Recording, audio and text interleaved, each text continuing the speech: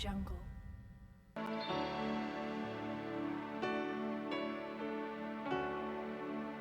Levanto mis manos,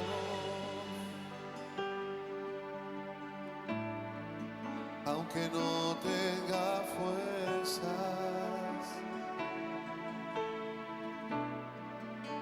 Levanto mis manos, aunque tenga mil problemas. Cantemos todos. Cuando levanto mis manos, comienzo a sentir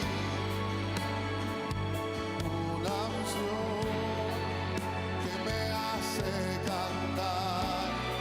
Cuando levanto mis manos, comienzo a sentir. Todo el mundo diga el fuego, el fuego. Cuando levanto mis manos, mis cargas se van. Nuevas fuerzas tú me das. Todo esto es posible, todo esto es posible. Cuando levanto mis manos, cantemos todos. Levanto mis manos, como dice, aunque no tenga fuerza, y aunque tenga mil problemas, levanto mis manos. Sí, Señor, aunque tenga mil problemas. Cántalo conmigo, dice. Cuando levanto mis manos, comienzo a sentir una unción que me hace cantar. Cuando levanto mis manos, comienzo a sentir. Todo el mundo diga el fuego.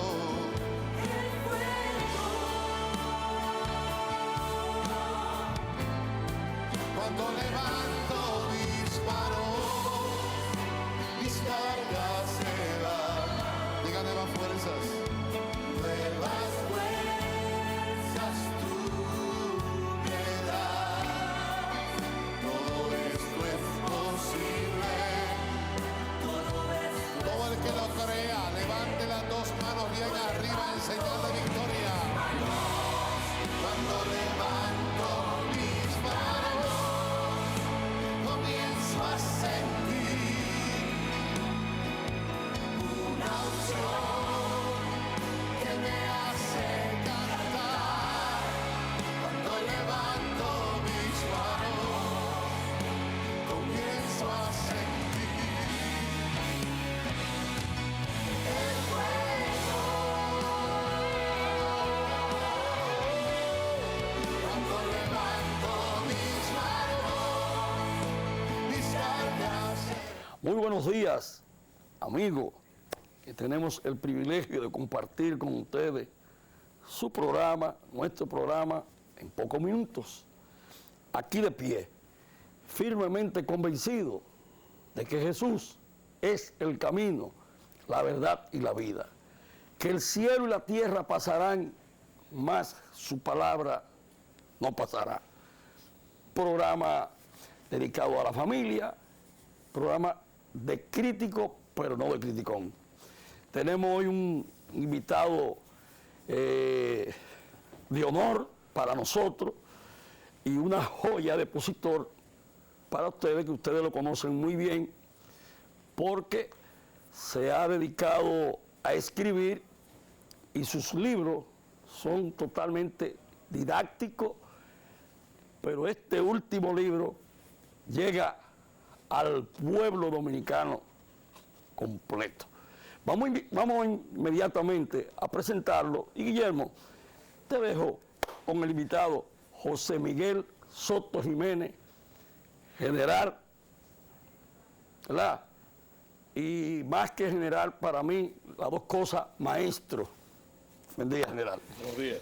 Señores, gracias, como dijo nuestro compañero Martín, está con nosotros el ex ministro de Defensa, historiador, editor de varias obras, le dedicó un buen tiempo al tema de Trujillo, hizo un análisis forense en ese libro magnífico donde nos lleva paso a paso lo que pasó después del 30 de mayo. Pero en este caso tenemos otra fuñenda, que es la que nos trae aquí. Es este libro, la nueva publicación del amigo, en el que toca unos temas interesantes porque toca lo que es el nuevo lenguaje, como dicen los muchachos del barrio, el nuevo código, el nuevo hablar de la juventud, porque a veces nosotros los padres nos quedamos que no entendemos lo que están diciendo, y este vendría siendo el diccionario para entender a nuestros hijos. Lo que está pasando en nuestra juventud, aquí está el diccionario. Comandante, usted es el mejor para explicar qué es la fuñenda. Bueno, pero antes debo agradecerles la invitación, cosas que defiero realmente, y más allá de la formalidad, la defiero con mucho entusiasmo, porque yo se puede decir que hace unos años era un habitué de este espacio, no sé si tenía el mismo nombre. Sí, todavía. Y yo venía mucho y tenía casi todos los domingos, oye, yo venía. ¿Por qué? Porque era un placer conversar entonces con Mamerto Rivas, con el monseñor sí. Mamerto Rivas, y entonces veníamos aquí a articular ideas. Y conozco, en esencia, primero por una amistad bastante vieja al monte, y a ti, casi familiar, una amistad familiar. Entonces, decirte que siento una gran satisfacción de estar aquí, y además extenderle un saludo a la audiencia de este programa, un saludo muy dominicanista. Sí, este espacio ya tiene 20 años. Sí, 20 años. 20 años, lo más viejo aquí en esta planta televisora. Bueno, entonces mira, yo quiero hacer una explicación muy breve sobre la fuñenda, aunque advertirle que el peor intérprete de sus obras, el peor intérprete de sus obras son los autores. Sin embargo, yo voy a hablar de la intención que tuve en eso. Y tengo que referirme necesariamente, en primera instancia, tengo que referirme a algo que decía un gran escritor español que se llamaba Francisco Villalonga, que él decía que los escritores siempre escriben sobre lo mismo. Y en este caso yo creo que se aplica, porque yo tengo un gran tema. Si tú coges toda mi obra, en un país que hay muchísimos intelectuales sin obra, ¿verdad? Yo tengo esa mala costumbre, y entonces si tú coges mi obra, tú vas a ver que mi tema es uno solo. ¿Cuál es mi tema? Mi tema es la dominicanidad, con los diferentes aspectos. Y entonces ese toca uno muy importante con el que yo vengo años trabajando, y es el problema de que, como dicen algunos tratadistas, los pueblos son lo que hablan. Otros dicen que los pueblos son lo que comen, y todo confluye en una sola cosa, que la parte más importante de la llamada identidad nacional, la parte más importante, entre otras, es la cultura.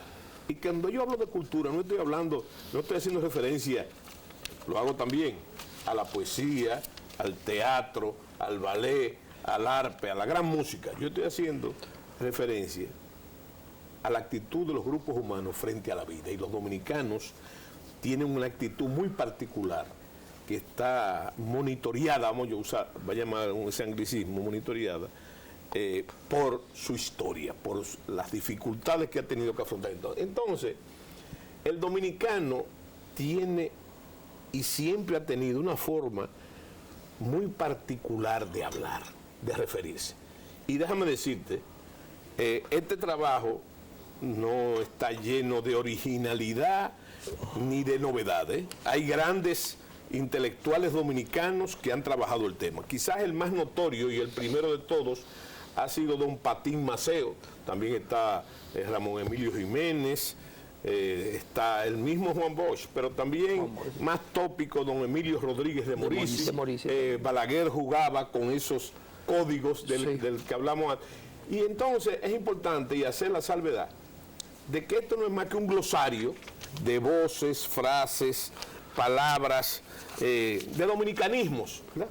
Y así se llama el libro de Patín Maceo, el primero, ¿verdad? Que tiene que ver ese glosario organizado alfabéticamente con esas voces. Y de forma importante lo que tú dijiste, hace un momento, es que la segunda parte del libro son esas palabras que están usando la juventud dominicana, porque es otra cosa que hay que decir, cada época tiene su idioma, claro. Cada época tiene su idioma, y en este caso, entonces, y esto es algo vivencial, yo me nació la inquietud de incluir esa parte del lenguaje de la juventud, oyendo a mis hijos y a los amigos de mis hijos, que por cierto, varios de ellos colaboraron ahí, yo le doy su crédito, sobre ese lenguaje. ¿Por qué? Porque si tú lo oyes, no entiendes. No entiendes. No tú no entiendes lo que están hablando. Pero aparte de eso, hay una división social. Fíjate hasta dónde llega la división social. Hay un lenguaje de ese que es propio de los popis. Y sí. Hay otro que es de los guaguaguá, ¿verdad? Sí. Ambos casos son importantes porque escondido en ese indescifrable argot, entonces, males como el narcotráfico y la delincuencia común se amparan en esos códigos y son de uso. Por lo tanto, los servicios de seguridad, las agencias de seguridad, tienen que conocer eso, porque si no lo conocen, están, como dicen los muchachos, atrás. No, y que te hablan delante de ti, tú no entiendes lo que están hablando. O sea, los muchachos te hablan y tú no entiendes. No, eso es campesino, eso está ahí. Sí. Eso es campesino y es viejo. Sí. Andar por la sombrita. Y está ligado a otra frase campesina que dice que yo soy de origen campesino y casi la mayoría de nosotros, rural, vamos a llamarle así, andar en la fresca, por la fresca. Que son las horas donde el sol amaina, ¿verdad? Y andar por la sombrita es andar por la sombra de los árboles, ¿verdad? Y así los caminos se hacían más suaves. Para uno, ¿a la corta o a la larga? A la corta o a la larga, que es un término importante, ¿verdad? Que es casi definitorio. ¿Eso será antes o será después? Pero será. No, y para un extranjero esto es importantísimo porque a veces da brega, entonces el dominicano abrevia palabras, unifica términos. Claro. Y qué importante que tú digas eso. ¿Tú sabes por qué? Porque los dominicanismos, las frases, las que aparecen ahí, no es que no aparezcan en el diccionario de la lengua o en algunos de los diccionarios de la lengua. Lo más importante de esto es cómo lo interpretamos nosotros. Porque hay cosas que según el diccionario dicen una cosa y según en otro país dicen otra, pero aquí tienen una alta connotación criolla. Claro. ¿Verdad? Y eso es lo más importante, porque eso va decodificando lo que yo llamaría el alma nacional. Es tan terrible como agarrar un clavo caliente. Oh, pero claro. Pero fíjate que, mira, las nuevas generaciones, óyeme, porque eso es otra cosa que hay que decir del libro. El libro está enfocado básicamente a esos términos, pero en la política. Los términos que se siguen usando en la política dominicana. No fue que se usaron, que se siguen usando. Entonces, en ese sentido, las nuevas generaciones quizás no conocen el significado medular de eso, pero lo usan. Y a falta de pan casabe. Eso es tan viejo como la colonia. A falta de pan casabe, porque el casabe era el pan del indio, ¿verdad? Y los españoles con el desarraigo, cuando llegaron aquí, no tenían a mano la harina de trigo con lo que se hacía el pan. Entonces encontraron la yuca, ¿verdad? E inclusive, desde el punto de vista impositivo, es interesante, de los impuestos. ¿Tú sabes por qué? Porque ese fue el primer impuesto que se puso en esta isla.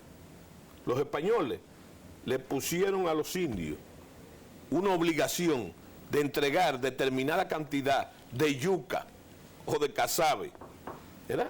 Mensual.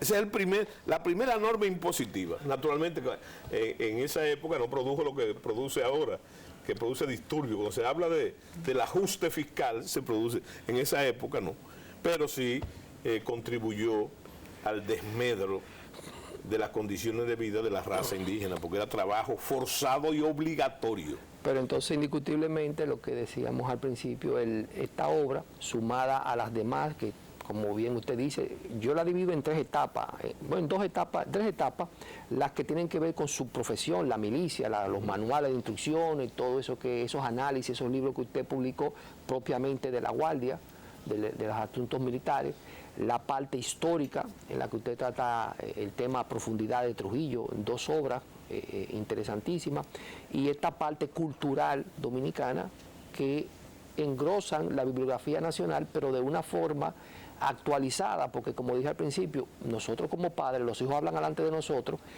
y no lo entendemos, pero peor aún, la música que se está tocando hoy día, si tu oído tú no lo afinas para oír lo que es el reggaetón, el trap, sí, esas músicas, esos ritmos modernos, uno queda desfasado, entonces ya uno pierde la conexión con los hijos. Entonces, indiscutible que los aportes que usted está haciendo a la cultura dominicana, a la bibliografía nacional, en mi caso yo respeto mucho su trabajo histórico, sobre todo con Trujillo. Yo soy un apasionado de la lectura de la era de Trujillo y la restauración de la República, y en los últimos tiempos he abrazado un poco lo que es la historia haitiana para poder entender el conflicto que tenemos, pero este libro a mí personalmente me va muy bien porque yo paso por paraguayo. A veces no entiendo de qué están hablando, qué están diciendo, porque como dije al principio, los muchachos dicen hoy los códigos de nosotros, y se hablan de verdad que tú no los entiendes. O sea, tú lo oyes hablando, y en el sistema penitenciario nacional, ahí es que hay unos códigos jodones. Sí, sí, sí. Tú no entiendes nada. Tú acabas de mencionar una palabra, paraguayo, sí, que está ahí también. Sí. ¿Cuál es el origen de paraguayo? Mira, lo importante, el general Soto Jiménez, en su exposición, su explicación sobre el libro, dice lo siguiente, que todo lo que está plasmado en el libro está en el diccionario de la Real Academia de la Lengua. Por ejemplo, el diccionario español dominicano en la Academia Dominicana de la Lengua define la palabra fuñenda de modo fastidio, molestia, disgusto. ¿Cuánta fuñenda tiene este muchacho? Y tiene uno que soportar. ¿Cuánta fuñenda? Entonces, seguimos y él lo sigue de una manera, por eso digo didáctica, ¿verdad? Para el que dice, quien al buen árbol se arrima, buena sombra le cobija.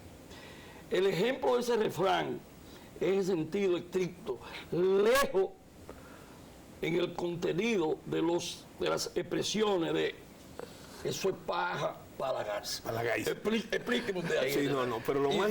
Mira, lo primero que hay que aclarar, porque es el nombre del libro, es que la palabra fuñenda viene de otra palabra que es fuñir. Sí. Y fuñir no es más que un joder atenuado para poderse usar cuando no había esa libertad de expresión, que yo en ese aspecto soy tradicionalista. Yo creo que vi un artículo muy interesante a propósito de que se está abusando en los medios del uso, no de las malas palabras, que eso es un término, no hay malas palabras, hay palabras, ¿verdad?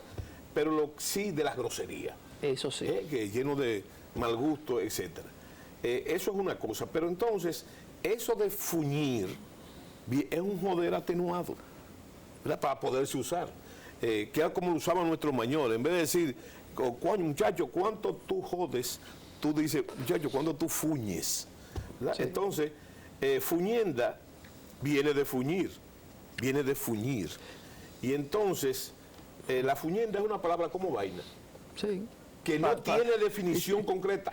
El dominicano usa a todo. El dominicano usa la fuñenda para cualquier cosa la usa. ¿Qué fuñenda sí, esta? Coño, tremenda fuñenda, como exclamación, ¿verdad? En toda forma. Y también de admiración, mira, esa fuñenda tiene su... Pero vamos a este término, está comiendo con grasa. Sí, eso es que te está yendo muy bien. No, pero miren... está comiendo con grasa. Y este otro, comerse un perro muerto. Así, comerse un perro muerto es una expresión tremendista de algo que tú haces en contra de tus convicciones o fuera de unas condiciones que tú nunca Pero entonces esa tiene variantes, porque hay gente que hablan de los perros muertos y otros hablan de los tiburones. Claro. Hay variables. Claro. Sí, porque lo que importa es el efecto de las palabras. Claro. Pero entre el campesino, de tierra adentro, el perro muerto, es una cosa, era lo peor, escúchame la palabra, que hiede muchísimo. Sí. ¿Verdad? Ahora bien, entre los campesinos de la costa, no es el perro, es el tiburón. Es el tiburón. ¿Verdad? Que ellos han visto podrirse en las playas, etcétera. Y comerse la gallina y esconder la pluma. Eso es interesante, porque eso, yo no sé si tú sabes que eso viene del Lilis, del presidente Ulises Heró, que era un costumbrista y un repentista increíble. Repentista, muy bueno. Y entonces un gobernador que le hizo un agasajo a él, el gobernador de Santiago, el general Perico Pepín, ¿verdad? Para agradar al presidente, le hizo un gran sarao, una gran fiesta, y con los mejores tenedores y los mejores cubiertos. Y cuando Lilis es interrogado por él, interpelado por él, digo yo, de aguizote, ¿verdad?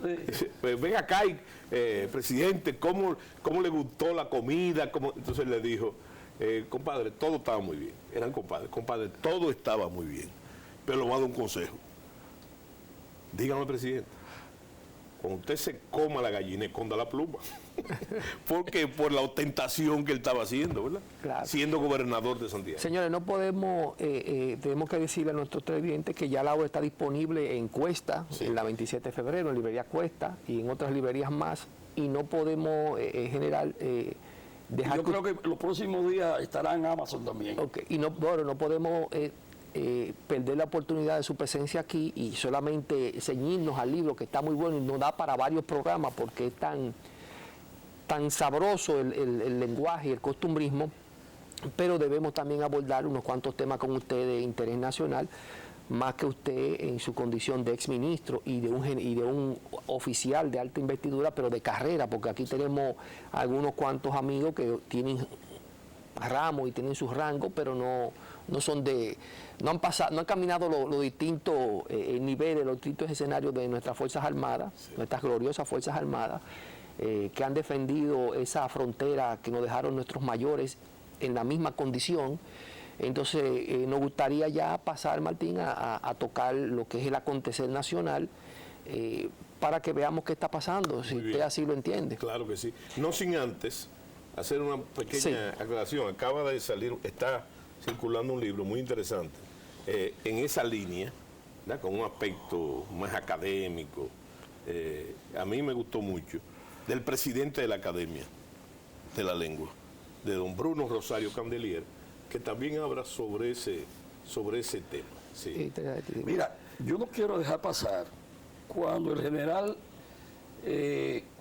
escribió sobre la obra de Trujillo, se hizo como hacen los jueces cuando van a los ¿cómo se llama? A los escenarios. Un descenso.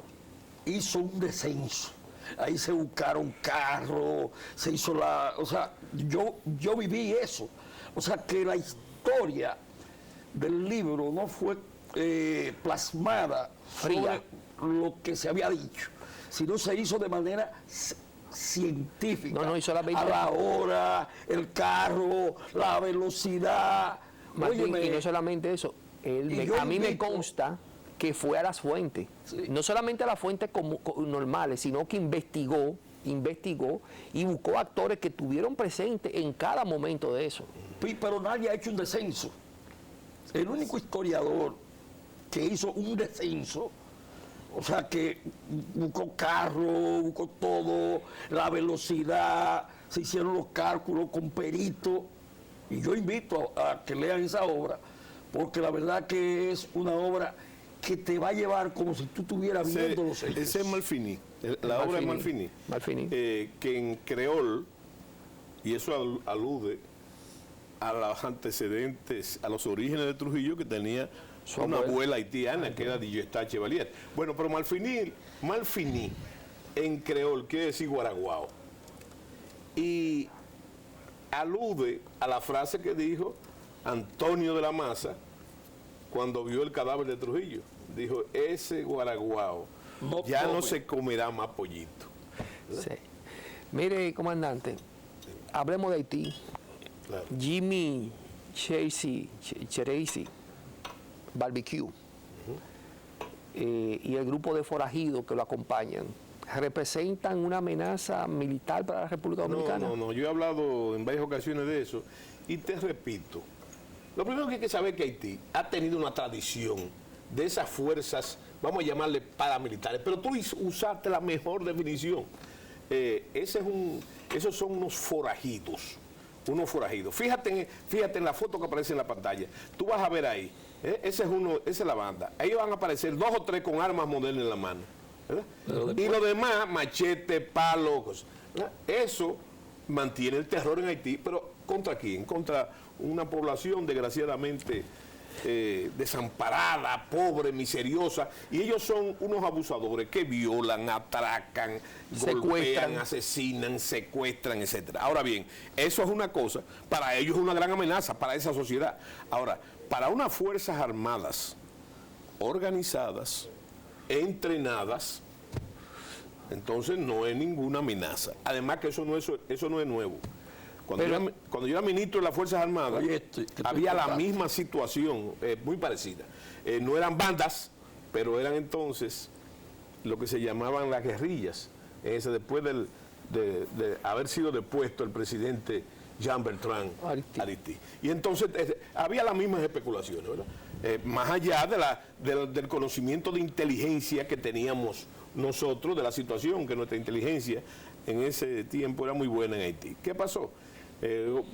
Eso mismo, que las bandas nunca intentaron agredir a las Fuerzas Armadas, porque como dice la Fuñenda, todo el mundo sabe dónde se arranca, ¿verdad? Pues conoce arranca en Javilla.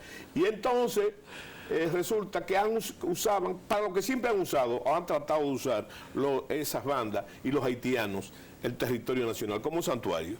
O sea, delinquir allá y entonces cruzar aquí. Pero y cuando trataron de usar eso, entonces ¿qué pasó? Y pues, se puede buscar en la prensa. Cayeron presos, fueron desarmados y lo tuvimos de visita en las cárceles militares por casi 2 meses, hasta que la mediación internacional, etcétera. Pero amenaza militar, más allá de eso que yo estoy diciendo, no puede haber. Y te voy a dar un dato documental reciente. ¿Cuál es el dato documental reciente? Que en una celebración oficial oficial ahora, del primer ministro, con el jefe de defensa o secretario de Interior, entonces hay que leer el discurso del señor ministro de Defensa. ¿Qué dijo él? Con motivo de una batalla, la celebración de una batalla de su independencia. Entonces dijo que ellos tenían, que el ejército haitiano tiene 400 hombres, y que si le buscaban un tanque, una goleta, una embarcación artillada, y un poco más de hombres, ellos eliminaban las bandas. ¿Verdad? Entonces yo te digo a ti, él está hablando un poco exagerado, ¿verdad? De la realidad. Pero la gente tiene que... ¿Usted sabe qué son 400 hombres? 400 hombres en tamaño es algo menor que un batallón de lo de nosotros. Y yo estimo que en la frontera, solamente en la frontera, debe haber 5 o 6 batallones tácticos, sin el personal auxiliar, muy bien entrenado y muy bien armado. Entonces no es una amenaza. Ahora es una amenaza para ellos, para la sociedad, para la paz. Y te voy a decir algo. El barbecue que no es más que la gente está dando otra connotación, hasta política. Esto no es más que un bandido. Eso es un bandido, en el sentido técnico de la palabra. Ahora bien, ha amenazado al presidente. Claro. Ha amenazado al primer ministro y lo ha tumbado. ¿Ha podido tumbar? No, pero entonces ahí vamos... Escúchame, y entregaron los rehenes. Sí, los norteamericanos lo entregaron. Claro. Oye, y no era él, las otras bandas. O sea que, óigame, eso no representa una amenaza formal. Yo lo he dicho desde el año 98, que salió mi libro Seguridad, Defensa y Democracia. Yo he estado en los Estados Unidos. Yo digo eso, que Haití no representa una amenaza militar para la República Dominicana, convencional. Ahora, Haití como estaba en esa época y como está ahora peor, el país más pobre del hemisferio occidental, sin ningún tipo de facilidad para su población, ni de educación, y el fantasma del hambre es la más grande amenaza que se le ha planteado jamás al pueblo dominicano. Y hay que tomarla así, ¿eh? El problema no es un problema militar, ¿verdad? Los militares que en este país sirven hasta para remedio, que también está ahí en la fuñeta, sirven para tapar remedio, entonces tienen el deber, y lo han hecho, como tú dijiste, en los últimos, hace mucho tiempo, desde la fundación de la República. Se habla siempre de que hay contrabando, de que hay trasiego, y eso es verdad, ¿verdad? Ahora bien, nadie apunta que la frontera está donde la dejaron nuestros mayores, ahí mismo. ¿Custodiada por quién? Por esos militares. Esos militares que mientras nosotros estamos aquí, ¿verdad?, en un aspecto diletante en la sociedad, en todos los días, ellos están ahí combatiendo el sueño y combatiendo el frío de la madrugada para proteger la República Dominicana. Pero entonces tenemos un tema que vemos en el Estado haitiano. El Estado haitiano ha perdido el monopolio de la violencia, sí, porque tiene un embargo de armas internacionales. Claro. O sea, el Estado haitiano no puede equipar unas Fuerzas Armadas que designe, porque tiene un embargo de las Naciones Unidas. O sea, ese Estado no puede comprar armas. Entonces, los delincuentes tienen armas, incluso de mayor calibre o más modernas que los miembros de sus Fuerzas Armadas. Sí. ¿Qué hacemos? El Estado sigue siendo un Estado fallido. No, sí, pero mira, el problema de eso que tú dices de las armas, esos 400 hombres, ¿verdad? Yo he visto fotos de las formaciones, están muy bien armados. Los 400 hombres del ejército haitiano, del nuevo ejército haitiano, tienen armas modernas. Y esta gente, las bandas, lo que yo he visto, ¿verdad? Y recuerden que yo soy, por lo menos, tengo que ser un técnico en eso, ¿verdad? Esas armas que yo veo en ellos, es lo que te digo, el número. Si tú ves el grupo de ellos y lo ves disparando para arriba, etcétera, esos son armas modernas, ciertamente. Ojo, de origen norteamericano, la mayoría. Comprada en los Estados Unidos, no quiere decir más nada, ¿verdad? Ahora bien, las bandas, si una banda tiene, por ejemplo, 1000 hombres, solo 100 están armados. Así ahora, no es simplemente estar armado. Un detalle técnico que quiero apuntar es que tengan los trenes de abastecimiento, porque si no van a durar, en un combate, duran un día de combate. Lo que le dure el parque. No tienen tren de abastecimiento. Y además, una cosa que es parte esencial de lo que nosotros llamamos los militares, la potencia de combate, carecen de dos atributos fundamentales. Primero, el entrenamiento. El entrenamiento. No es simplemente tú tener armas, no. Y yo lo que veo, cuando lo veo en la foto y la fílmica, no tienen ninguna disposición técnicamente militar. Y lo segundo es que es parte de la potencia de combate en todos los ejércitos del mundo, es un elemento que se llama la moral, ¿verdad? La moral. Entonces, y en la moral está incluida también, casi paralelamente, la disciplina, que no la tienen tampoco, ¿verdad? Entonces, es movido por el motor de las necesidades delincuenciales que trabaja eso. Mire, comandante, vamos a tener que hacer una pausa para cumplir con nuestros compromisos comerciales, pero al regreso queremos hablar un poco de el vallado de la frontera, sí, hablar sobre el matrimonio sin divorcio que tenemos los dominicanos con los haitianos, compartimos el mismo territorio, y quién será el que va a ponerle el cascabel al gato, la ONU o la OEA. Sí. Todo eso, cuando regresemos de la pausa, no se mueva de ahí.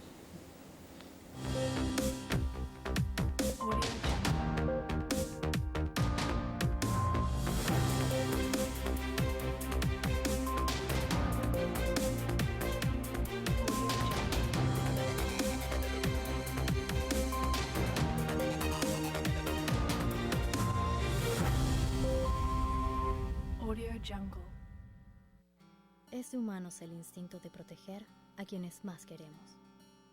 Es de humanos el sentimiento que nos despierta un abrazo, el placer de disfrutar de las pequeñas cosas, el anhelo de que todo salga bien. Es de humanos el deseo de sentirnos seguros. Y es de humanos seguros el plan que te permite lograrlo. Nuevo plan de vida individual, Mi Vida Protegida. la forma más simple de proteger lo más valioso que tienes, tu vida. Ingresa ahora a humano.com.do y conoce más.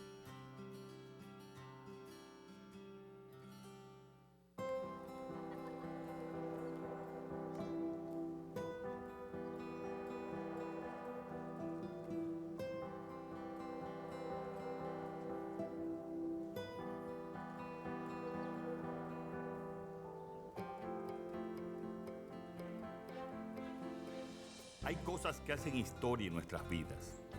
Por eso, estamos enfocados en atraer inversiones que generen empleos bien pagados, porque sabemos lo que significa un buen empleo para ti. Ya estamos vacunando. Ahora vamos por 1 millón de empleos. Juntos, hagamos historia. Estamos cambiando.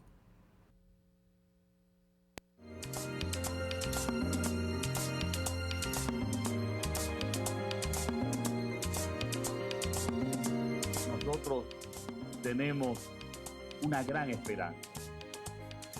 Es un programa donde nosotros podemos hacer una real diferencia. Es un programa donde podemos salvar vidas a los jóvenes.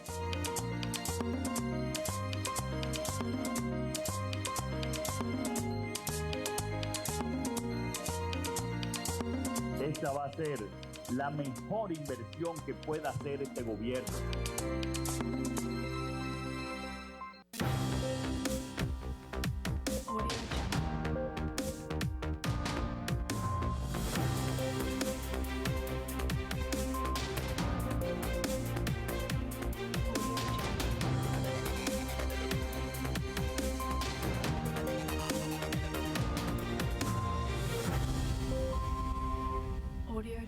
Gracias, amigos, por permanecer en sintonía. Dejamos en el aire unas preguntas antes de irnos a la pausa. ¿Quién le va a poner el cascabel al gato? ¿La ONU, la OEA? ¿Quién va a hacer algo por Haití?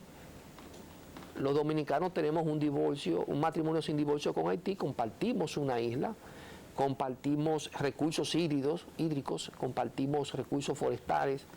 Las poblaciones hoy día en el mundo moderno, el movimiento del flujo de los pueblos no se detiene. ¿Qué vamos a hacer? ¿A dónde vamos a llegar? Y el proceso de vallado de la frontera, que bien va avanzando de los 380 kilómetros, 383 kilómetros, 82 kilómetros que tenemos de frontera, ya van un par de provincias de las fronterizas que tienen el vallado. Bueno, yo creo que el primer punto que debemos tocar, tú usaste ahí una palabra, una frase, que es el matrimonio sin divorcio. Yo creo que habría que corregir. Es un matrimonio geográfico, sin divorcio, porque claro, ocupamos la misma isla, sin otras implicaciones. Y déjame decirte que te voy a decir, quizás no lo sabes, ¿de dónde viene la frase? Esa es una frase del presidente Hipólito Mejía, que la dijo en mi presencia. Yo tuve la distinción de acompañarlo al presidente Jospin en Francia. Entonces, en una situación similar, porque fue en la transición del año 2000, el presidente le dijo a Jospin que Francia tenía que ayudar a Haití. Tenía que ayudar a Haití.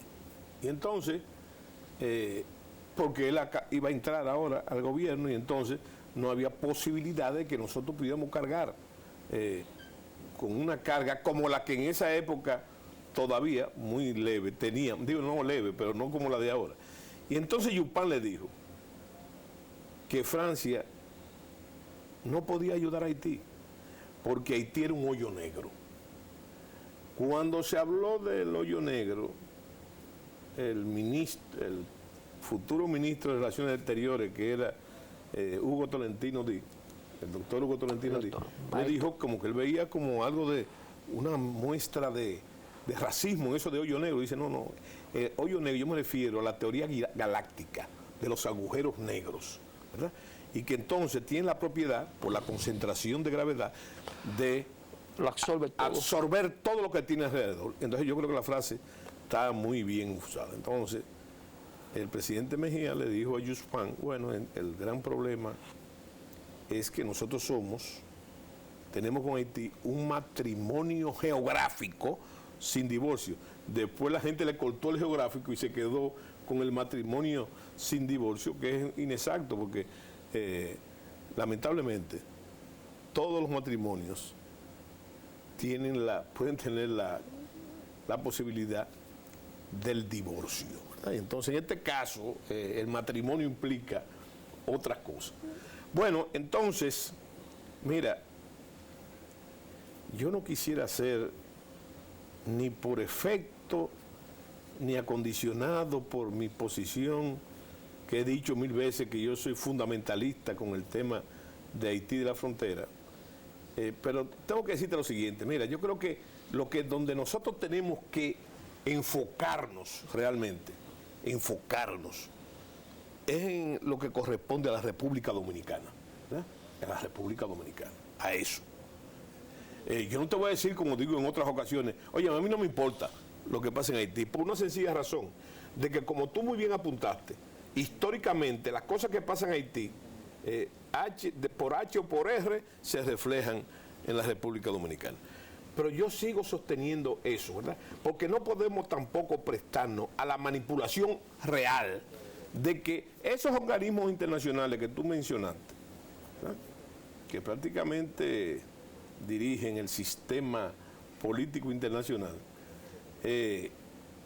quieran de una manera utilitarista, y yo diría que muy fácil, manejar esa responsabilidad que ellos tienen con comunidad internacional, manejar a Haití con la República Dominicana. Entonces yo repito lo que se ha dicho mucho, no puede haber solución, ¿verdad?, para Haití, solución dominicana para Haití. Y por eso, y quiero que se me explique bien, porque una de las características que tú aprenderás ahí en La Fuñenda es la suspicacia del dominicano, ¿verdad?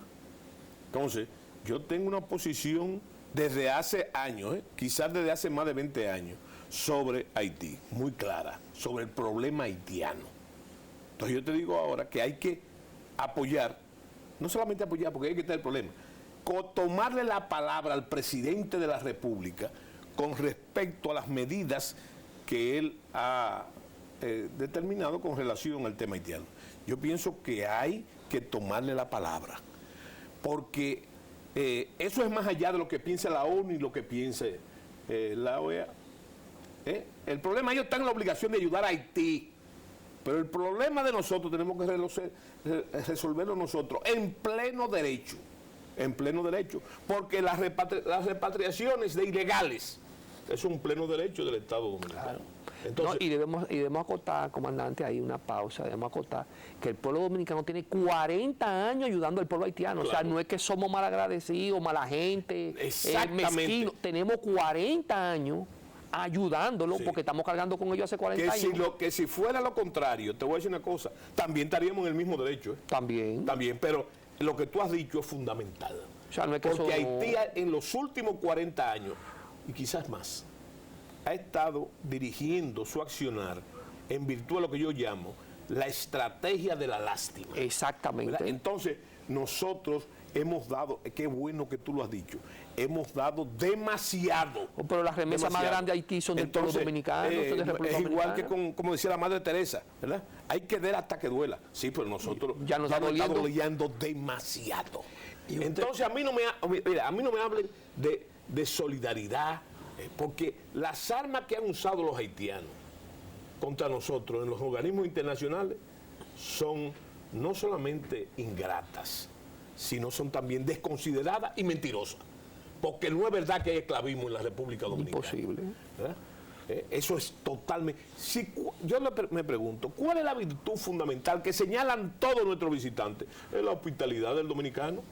Ahora, una cosa es la hospitalidad y otra cosa que tú te le metes en tu casa, te quieren coger la comida de tu refrigerador y se te acuesten en la cama. General, nosotros no podemos continuar porque con ustedes son varios programas lo que tenemos que hacer. Sí. Y como esto está actualizado y quizá la gente de mi edad no conoce mucho, el asunto de los popis, ¿qué es lo que son los popis?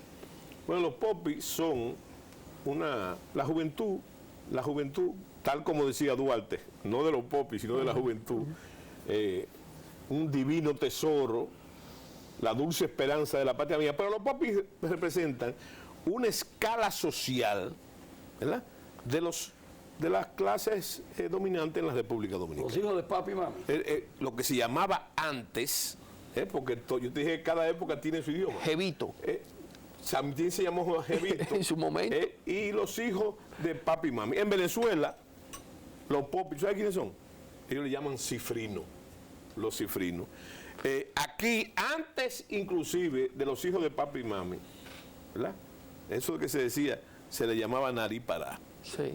Los narípara. Entonces, esos son los popis. Ahora, los guaguaguá son los hijos de la marginalidad, la juventud de la marginalidad, que por cierto, y yo te lo he dicho a ti varias veces, representan el país grandote. ¿Por qué? Porque representan el 70%, más o menos el 70% de la sociedad dominicana. Señores, lamentablemente el tiempo avanza y yo no puedo dejar perder la oportunidad de que el comandante se nos vaya, general se nos vaya, sin que ya tocamos algo internacional. Ahora yo quiero que hablemos un poquito, con su permiso, de la Quinta República, en qué está ese proyecto suyo. Sí, mira, la Quinta República... Y si usted puede, oriéntenos por qué Quinta República, por qué se vuelve la quinta, porque quizás no saben que hemos tenido históricamente las repúblicas que hemos tenido. Sí, bueno, la efímera, muy buena porque hay que llevarlo al contexto. Sí, la mayoría de la gente busca otra semejanza con el nombre de Quinta República, porque hay coincidencia. Por ejemplo, yo no sé si tú sabes que el movimiento político de Charles de Gaulle se llamó Quinta República, que era militar también, pero además era la Quinta República Francesa, por eso el nombre. En el caso de Chávez, del difunto presidente Chávez, también su movimiento inicialmente se llamó Quinta República por lo mismo. En nuestro caso, no tiene que ver con esos antecedentes, pero sí tiene que ver con lo que tú señalaste. La República Dominicana ha tenido, en su época republicana, 4 repúblicas, 4, no 5. La primera república fue de 1844 a 1861, cuando la traición y la inconsecuencia de algunos dominicanos produjeron la anexión a España. Después vino la Segunda República, que fue la república que nació de la restauración de la república. Y esa Segunda República, de la restauración de la república, que, valga la redundancia, que restauró el Estado en la República Dominicana, entonces va a zozobrar con la ocupación militar norteamericana del 1916. La primera. La primera. La primera. Yo tengo mi teoría de que hubieron 2 más antes de esa, que fue la de 1903 con la ocupación de Pajarito y la matanza de los caudillos linieros en 1863. Bueno, digo en 1903, después de la Revolución de los Presos. Bueno, entonces tenemos que la Tercera República se inicia con la elección del presidente Horacio Vázquez en 1924, con la salida de los norteamericanos.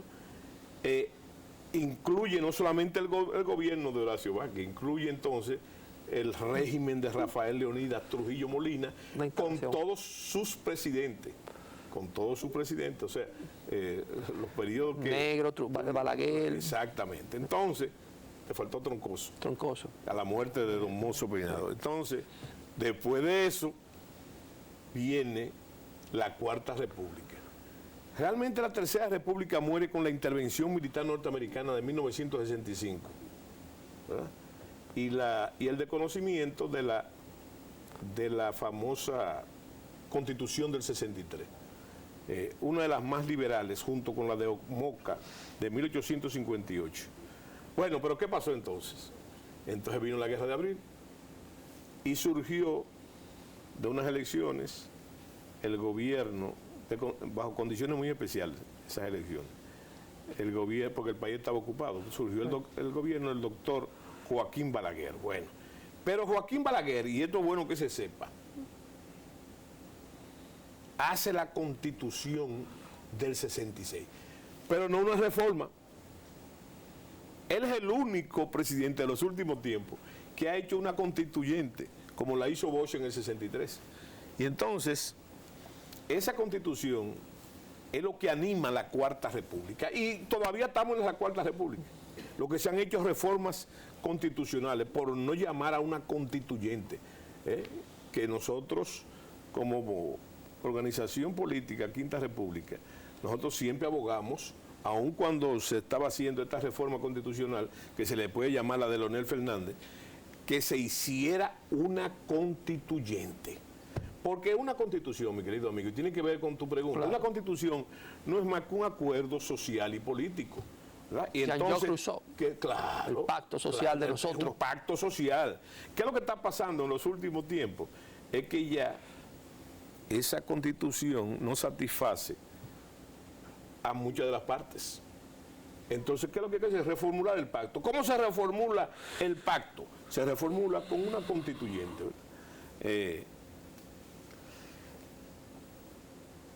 Esa es la Cuarta República. En la Cuarta República, con todos estos problemas que tenemos y seguimos teniendo, que es parte mismo del desarrollo y del avance de la democracia. Ok, estamos aquí.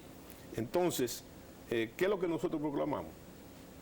Una Quinta República donde se corrijan todas las aberraciones que hemos tenido desde la Primera República. ¿Por qué? Y la aberración mayor, ojo, la aberración mayor, que todas nuestras repúblicas han terminado con la pérdida de la soberanía nacional, ¿verdad?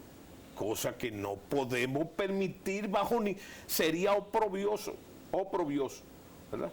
Entonces esta Cuarta República es técnicamente un Estado libre asociado. Sí, bueno, tú dijiste al principio, como intervención, y creo que tú también, dijiste sobre el Estado fallido, ¿verdad? Y él te observó que es un término que yo vengo manejando hace muchos años. No se hablaba de Pero yo digo que en el caso de nosotros, no de Haití, Haití es un Estado fallido. Es más, lo que estamos viendo en Haití ahora mismo, eso es fruto de otro programa, es la desaparición del Estado, que es un fenómeno político interesantísimo que solamente ha pasado ahora últimamente en Somalia. Ahora, yo lo que te digo es que en el caso de nosotros, el Estado no es fallido, sino fuñido. Es un Estado fuñido. Tiene que ver con la fuñenda. General, sí. Yo no puedo dejar pasar este momento porque a mí me preocupa. Las cárceles militares. ¿Por qué todos los países desarrollados tienen cárceles militares y nosotros no podemos tener cárceles militares? Sí, mira, hay un problema. Ahí hay que abarcar otra cosa. Yo creo que todo el sistema correccional dominicano debe ser sometido a su completa reforma. Déjame decir, te digo completa y hago la salvedad porque quiero hacer, sin que sea un anuncio, de un amigo, ¿verdad? Ni tiene que ver nada con eso. Hace tiempo, por cierto, que no hablo con él. Tiene que ver con Roberto Santana. Lo que hizo Roberto Santana en las cárceles, ese proyecto Roberto Santana, ojo, que ha servido de espejo y de ejemplo en otros países, ese proyecto. Fundamental, porque viene a corregir una aberración del sistema correcto. Por ejemplo, eso que haya cárceles en manos de los militares. En la fortaleza todavía. En la fortaleza. Eso es que hay 15 o 16 cárceles todavía. Eso es una figura del siglo XIX. Del siglo XIX, ni siquiera del siglo XX, del siglo XIX. Entonces, aparte de eso, ya no puede haber más cárceles militares, ¿verdad? No puede haber más cárceles controladas por los militares, sino o por la Policía Correccional o por la Policía Nacional, que por cierto en estos días hubo el ejército que intervenir. Bueno, esos son otras tantas. Ahora, cárceles militares, para tu información, hay. Sí. Hay.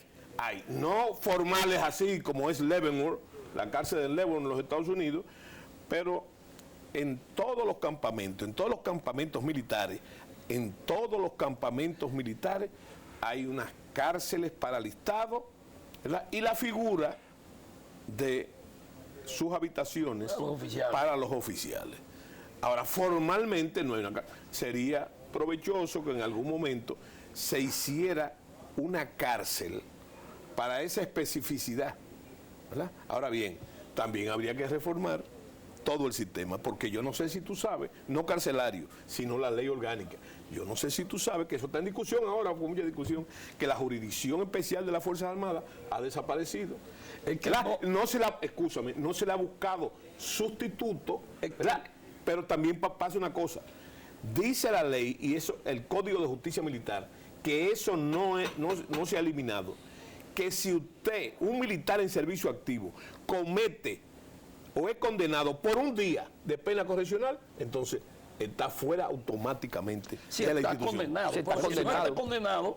Entonces lo que hacían los viejos, ¿verdad? De lo que yo aprendí y de lo que enseñaron era que inmediatamente tú cometías un acto delictivo, que no fuera en servicio, entonces tú ibas a parar, se te suspendía en funciones o te retiraban y pasaba a la justicia civil. Señores, el tiempo aquí es asesino y lamentablemente vamos a aprovechar el último minuto para permitir que usted se despida de la teleaudiencia y recordar que tenemos a un historiador, a un político y a un exministro que conoce la idiosincrasia y lo que pasa en nuestras Fuerzas Armadas. Por eso mismo, entonces tiene la oportunidad. La reflexión es, no hay situación de privilegio. El militar no es más que el ciudadano en uniforme, dedicado a la patria. Entonces, ¿cuál es lo que yo invito? Que en este mes de la patria, pensando en Duarte, por Duarte y en Duarte, nos dediquemos a pensar